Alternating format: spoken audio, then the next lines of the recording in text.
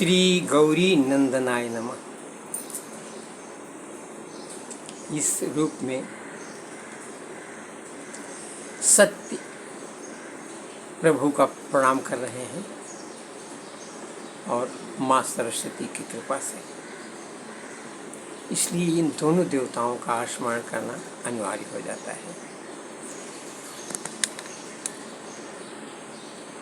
कृष्णाय वासुदेवाय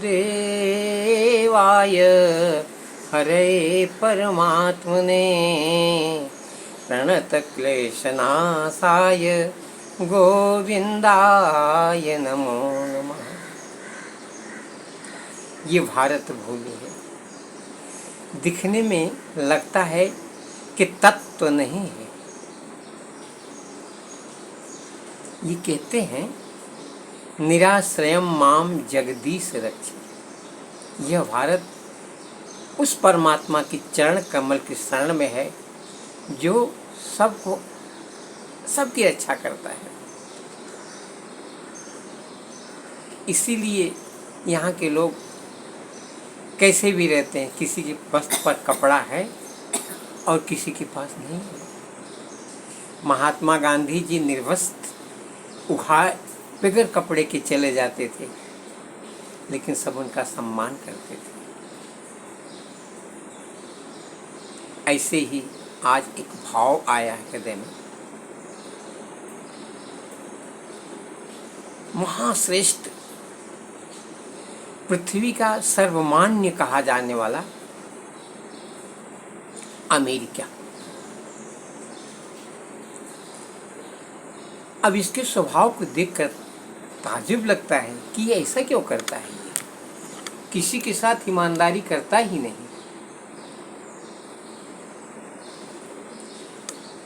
किसी के साथ ईमानदारी करने का मतलब यह है कि परमात्मा के साथ ईमानदारी करना, और उस ईमानदारी का फल इनको भोगना पड़ गया। अमेरिका मैं तो वो समझूंगा कि अमेरिका खाली नाम ही नहीं है, खाली शब्द ही नहीं है, एक स्वरूप रहा होगा अमेरिका। यह महान शक्ति इसको प्राप्त कैसे हुई है? वैकुंठ लोक में जहाँ जगत पिता परमात्मा विष्णु जी निवास करते हैं लक्ष्मी जी के साथ, और वहाँ जितने भी सद्विचार सद्बुद्धि वाले सद्विवेकी लोग हैं सब उस मंडल में रहते हैं। और उन सब के बाहर दरवाजे पर जय विजय के नाम से अमेरिका चौकीदारी करता है। उसकी जिम्मेदारी ये है कि बाहर से ही सबको देखता है कि कौन कहाँ क्या कर रहा है, और इसमें उसको ये देखते देखते पता चलता है कि अंदर कोई गड़बड़ न हो जाए। यद्यपि कि वहाँ कोई ऐसे व्यक्ति नहीं आते, परंतु चौकसी करना उनकी जिम्मेदारी हुई। ये अमेरिका की उत्पत्ति बता। इसके पहले भी अमेरिका जब विष्णु स्वरूप में था, विष्णु ने उसको ये जिम्मेदारी अपनी दोनों आंख बना करके अमेरिका को रखा था बाहर। अंदर सब आनंद से रहते थे, बाहर अमेरिका अपनी दोनों आंखों से पूरे विश्व का त्रैलोक्य का दर्शन करता था और पूर्ण जिम्मेदारी के साथ हमेशा प्रसन्न, जैसे स्वरूप विष्णु भगवान का है। किरीटिनम, कुंडलिनम, चक्र, ये सब कुछ अमेरिका के हाथ में भी था। शरीर पर बिल्कुल विष्णु जैसे शरीर स्वभाव था।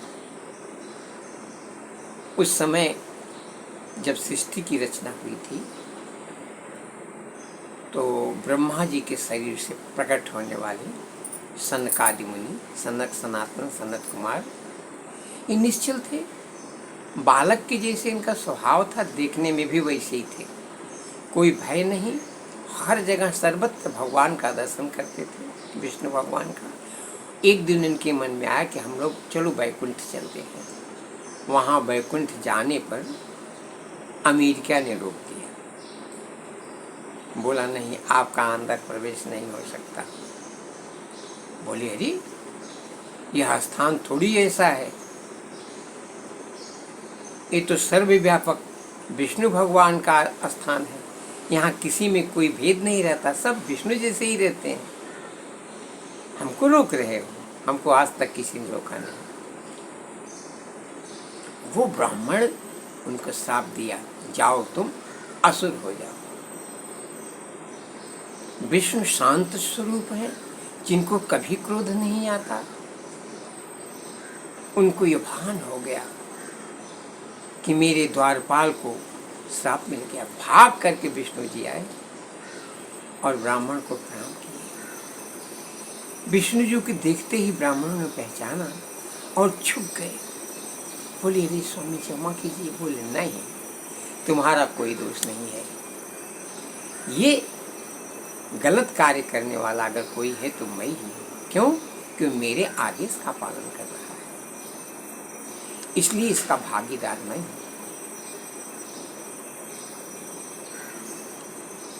आपने इनको श्राप दिया, बहुत ज़्यादा नहीं है, और कुछ कर सकते, हमारे साथ भी आप कोई, हमको भी कोई सजा दीजिए।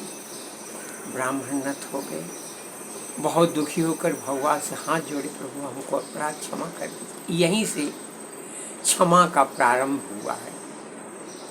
पहले विष्णु भगवान ने क्षमा मांगी उन ब्राह्मणों से, फिर ब्राह्मणों ने उनसे क्षमा मांगी। वो ब्राह्मण फिर कभी क्रोध नहीं किए। इस प्रकार से क्षमा करना और क्षमा मांगना, यह सबसे बड़ी शक्ति है। ये सबके बस की बात नहीं है। जैन धर्म के लोग महावीर कहते हैं, जो क्षमा करने में उसके मुकाबले कोई नहीं है। ऐसे ही क्षमा याचना करने वाले आज भी जो व्यक्ति हैं, जिसके वजह से ये विश्व चल रहा है, अमेरिका तो असुरों का राज्य कहा ही जाता है। कश्यप मुनि के खानदान है। पहले तो सर्वोपर विश्व नियंता के द्वारपाल है। उसके बाद श्राप मिलने के बाद ये कश्यप जी के अंदर उनके सुख के रूप में आए, और दिति के मन में एक बार समय नहीं था, असमय काम वासना थी, और कश्यप मुनि से उन्हें और अनुरोध किया, प्रभु हमको पुत्र चाहिए। कश्यप जी ने कहा, देवी यह समय हम लोगों के लिए उपयोगी नहीं है, इसको क्रॉस करने दीजिए। इस समय ये बेला है, यहाँ एक जा रहा है और ये एक आ रहा है, दोनों तैयारी में हैं, दोनों दुखी हैं, इसलिए इस समय इसको संभालने वाले शिव जी हैं। शिव जी मतलब कल्याण करने वाले। वो आएंगे और सबको अपनी आंखों से निरीक्षण करेंगे, तो ये समय ऐसा नहीं है। परंतु दीति की बहुत कहने पर उनको वह क्रिया करनी पड़ी, जिसके वजह से उनके गर्भ में 2 बालक आए। कश्यप जी ने बताया, ये दोनों बहुत असुर हैं, जिनसे पूरी त्रैलोक कांप जाएगा। ये तुम्हारे गर्भ में असुर पल रहे हैं। वो लोग हिरण्याक्ष और हिरण्याकश्यप। बहुत दिन तक तो ये लोग गर्भ में ही रहे, और कश्यप विष्णु के समान ही शक्तिशाली और तपस्वी थे। यह देश तपस्वी देश है, यहाँ इसको शक्ति प्राप्त है। हिरण्याक्ष ने पूरी पृथ्वी को ही अंदर घुसा दिया था, सृष्टि करने की जगह ही नहीं थी। तो विष्णु भगवान 12 रूप बनाकर उसको लेकर वहाँ युद्ध हुआ, हिरण्याक्ष मारा गया। हिरण्याकश्यप विष्णु से बदला लेने के लिए शरीर धारण किया और जब उनकी माँ ने कहा बेटा ऐसा युद्ध तुम विष्णु से नहीं कर सकते। बोले तब? बोले उनके लिए तो बहुत शक्ति अर्जित करनी पड़ेगी। तो उसने भयानक तपस्या करने के लिए कहा, माँ मैं ऐसी तपस्या करूँगा कि विष्णु मेरे अधीन हो जाएंगे, ब्रह्मा मेरे अधीन हो जाएंगे। और तपस्या करने के लिए जाने लगे। उनकी पत्नी कयाधु ने कहा कि स्वामी जी, बोले मैं तपस्या करने जा रहा हूँ, जब तक मेरा मनोरथ सिद्ध नहीं होगा मैं वापस नहीं आऊँगा। परंतु परमात्मा जो चाहते हैं वही होता है। वो तपस्वी खानदान था, इसलिए प्रभु उनके ऊपर कृपा किए थे और उन ब्राह्मणों से कहे भी थे कि इनको फिर से ये वैकुंठ स्थान प्राप्त हो, आप ऐसी कृपा करते रहना। तो जहाँ वो तपस्या करने बैठे, उस स्थान जहाँ कुछ आवाज नहीं आई, एकांत में बैठे, परंतु संयोग था वहाँ एक पक्षी प्रभु के द्वारा जो नारायण नारायण करता रहता था। जैसे ध्यान लगाते, समाधि में जाते, आवाज उनके कान में आती तो छोड़ दिए और भाग के वापस आ गए। तो उनकी पत्नी ने पूछा, प्रभु आप बहुत अहंकारी, बहुत क्रोधी, कयाधु की हिम्मत नहीं थी, परंतु उन्होंने बताया मेरी तपस्या पूर्ण नहीं हुई, इसलिए मैं वापस आया। कयाधु ने पूछा क्या हुआ? अरे बोले मेरे स्थान पर एक पक्षी पता नहीं दिखाई नहीं देता था, वो नारायण नारायण कहता था, इसलिए मेरी बाधा उत्पन्न हुई और मैं आ गया। शून्य में रहना चाहता था, जहाँ कुछ न हो वहीं सब कुछ आ सकता है, इसीलिए मैं एकांत में था। जब सब घड़ा खाली रहेगा तभी उसमें भरेगा, परंतु आवाज आई इसलिए मैं वापस आया। कयाधु ने कहा बहुत अच्छा समझा, हम लोगों के पुनः हम लोगों का स्थान प्राप्त होने वाला है, ऐसा ख्याल करके बार बार पूछा वो क्या कहता था। बोले नारायण, अरे कैसे बोलता था, बार बार नारायण नारायण करवाती थी। और हिरण्याकश्यप काम में व्याकुल हो गया था, परंतु कयाधु बहाना मानकर बार बार उससे नारायण करवाती। वह हिरण्याकश्यप को शब्द रूप कयाधु के गर्भ में आया और वही बच्चा प्रहलाद को आशीर्वाद मिला। उसके अंदर इतनी क्षमा शक्ति थी, वैष्णव होकर सब कुछ शक्ति उसको प्राप्त थी, परंतु वो अपनी शक्ति का प्रयोग कभी किया नहीं। हिरण्याकश्यप ने उसको बलात् मराना चाहा, परंतु नहीं, विष्णु ने उसकी रक्षा की। और वही प्रहलाद के खानदान में महाराज बलि पैदा हुए। जब असुरों का बहुत साम्राज्य बढ़ गया, तब अतिथि ने प्रार्थना की, तो वहाँ 52 रूप धारण करके प्रभु विष्णु जी आए और महाबली के यहाँ मांगने गए। असुर लोग बहुत अभिमानी होते हैं, उनको सम्मान चाहिए, सम्मान में कोई कमी हुई तो कतई बर्दाश्त नहीं कर सकता। 52 जी वहाँ गए, उनकी सारी ऐसा रूप बनाया भिखारी के जैसे। उसको देख करके विरोचन को लगा कि मोहित हो गया, विष्णु भगवान का स्वरूप 52 रूप देख करके विरोचन मोहित हो गया। और उसने सोचा कि उसके मन से आया कि मैं सब उनको दे दूं। भाव बनाया, आप मेरे यहाँ विराजिए, सेवा पूजा करने लगा। बावन भगवान ने उनकी इतनी प्रशंसा की, उनके पूर्वजों का नाम बताने लगे तो बहुत खुश हुआ।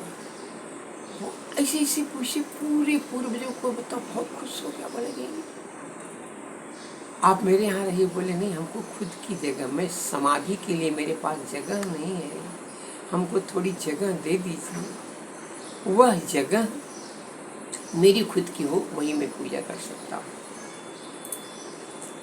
तो विरोचन ने कहा मैं त्रिलोक के मालिक हूँ, आप जहाँ चाहे जो चाहे दे सकता हूँ।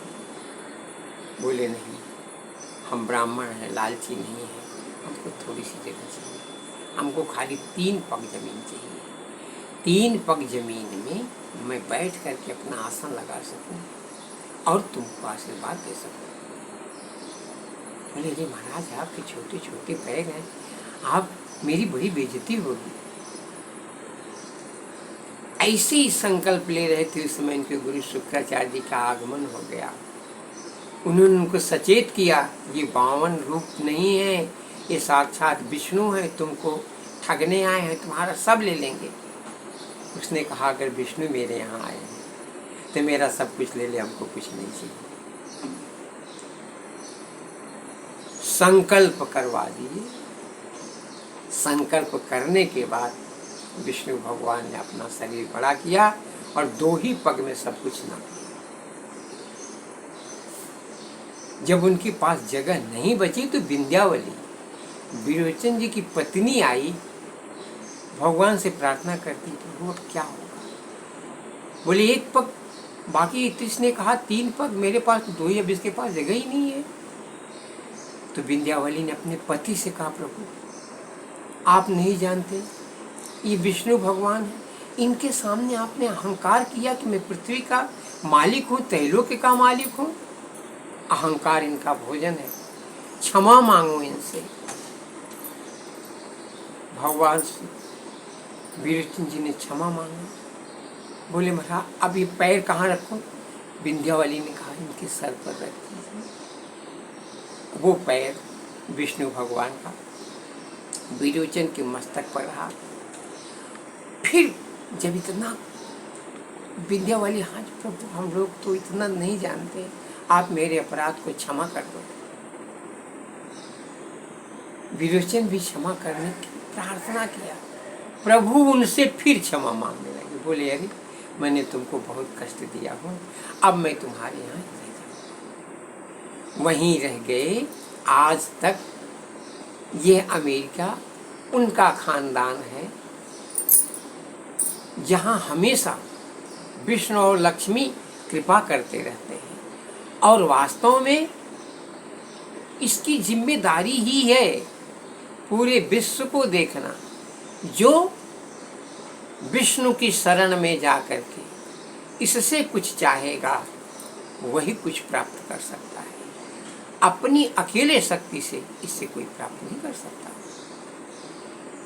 और भारत में तो भारत के लोगों को तो कुछ चाहिए ही नहीं, ये तो विष्णु के शरण में हमेशा ही रहते हैं। यहाँ का प्रत्येक व्यक्ति संत है, प्रत्येक व्यक्ति वैज्ञानिक है। यहाँ कण कण में जो अमेरिका, चीन और बड़े बड़े दोस्त आज ये कहते हैं कि मैंने चंद्रमा को देख लिया, मैं वहाँ पहुँच गया।